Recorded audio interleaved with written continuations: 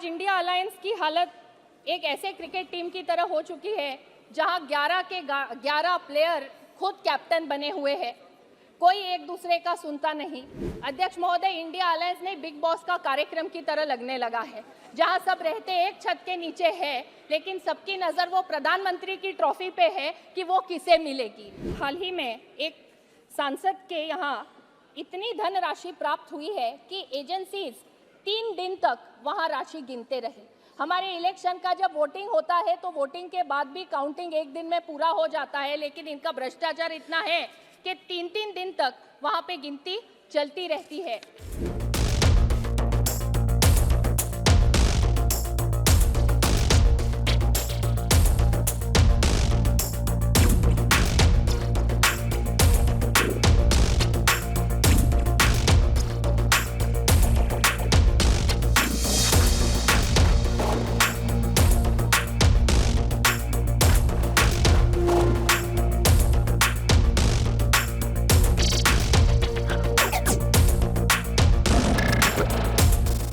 यह जो डेवलपमेंट हमारे देश में हो रहा है, यह डेवलपमेंट देखने के बाद मुझे तो ये लगता है कि इंडिया अलायंस के कई सारे साथी धीरे धीरे करके उधर से इधर हमारे साथ आने लगेंगे। मैं इंडिया अलायंस का जो अभी ये हाल है उस पर एक शेर यहाँ कहना चाहूँगी, जो हमारे माननीय प्रधानमंत्री जी ने 2018 के अविश्वास प्रस्ताव के समय बोला था। न माझी न हम सफ़र न हक में हवाएं, न माझी न हम सफ़र न हक में हवाएं, है कश्ती जर्जर ये कैसा सफ़र है। आज इंडिया अलायंस की हालत एक ऐसे क्रिकेट टीम की तरह हो चुकी है जहां 11 के 11 प्लेयर खुद कैप्टन बने हुए हैं। कोई एक दूसरे का सुनता नहीं। और मैं तो यहाँ बताना चाहूँगी कि जैसे बंगाल में ममता दीदी वहाँ की कैप्टन है, वो वहाँ कांग्रेस को अपनी टीम में लेना नहीं चाहती। पंजाब के कैप्टन केजरीवाल जी है जो कांग्रेस को 12th मैन की तरह या एक एक्स्ट्रा प्लेयर की तरह उन्हें वहाँ पे रख रहे हैं। ये तो अध्यक्ष महोदय, इंडिया अलायंस ने बिग बॉस का कार्यक्रम की तरह लगने लगा है, जहाँ सब रहते एक छत के नीचे है, लेकिन सबकी नज़र वो प्रधानमंत्री की ट्रॉफी पे है कि वो किसे मिलेगी। और जैसे कल हमारे यहाँ हमारी वित्त मंत्री जी ने बजट पेश करते हुए उन्होंने कहा कि 2024 का जो फुल बजट है वो हमारे प्रधानमंत्री मोदी जी के नेतृत्व वाली सरकार ही लाएगी।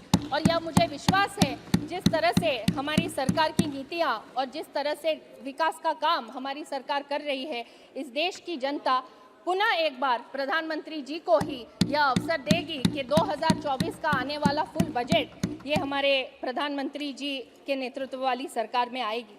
और इसलिए मैं कहना चाहूँगी, सपने नहीं हकीकत बुनते हैं, सपने नहीं हकीकत बुनते हैं, तभी तो सब मोदी जी को ही चुनते हैं। अभी कुछ दिनों में चुनाव आएगा और सब देश के वासियों के सामने एक सवाल रहेगा कि किस दल को उनको वोट करना है। और यह इलेक्शन बाकी चुनावों से थोड़ा अलग रहेगा। यह विचारधारा पर आधारित नहीं, तो डिलीवरी वर्सेस डिले की लड़ाई पर लोग वोट करेंगे। जहां एक तरफ हमारी सरकार द्वारा संचालित योजनाओं के कारण लोगों को जो लाभ मिल रहा है, जो डिलीवरी हम योजनाओं की कर रहे हैं, वो एक तरफ है, और दूसरी तरफ यूपीए के 10 साल में जहां पॉलिसी पैरालिसिस और डिले के कारण यहाँ लोगों का विकास नहीं हो पाया।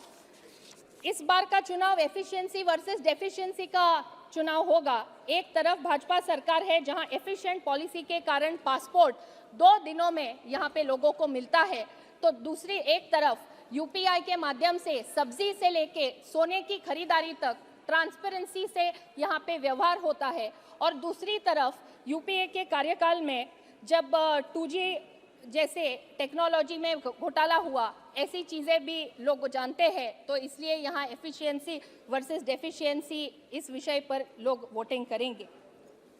मैं और भी यहाँ हाल ही में एक सांसद के यहाँ इतनी धनराशि प्राप्त हुई है कि एजेंसीज 3 दिन तक वहाँ राशि गिनते रहे।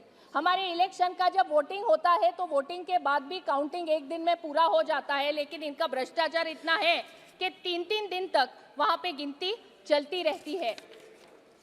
राजनीति में हम कई बार ये कहते हैं कि विपक्ष एकजुट है या और सरकार स्थिर या अनस्टेबल है, लेकिन आज बिल्कुल विपरीत यहाँ देखने को मिल रहा है। यहाँ पर हमारी सरकार एकजुट है और विपक्ष अनस्टेबल है और हर दिन कोई ना कोई पार्टी समर्थन उनका वापस ले रही है। और इसी परिस्थिति को देखकर मुझे पूरा यकीन है कि 2024 में आएंगे तो मोदी जी ही आएंगे।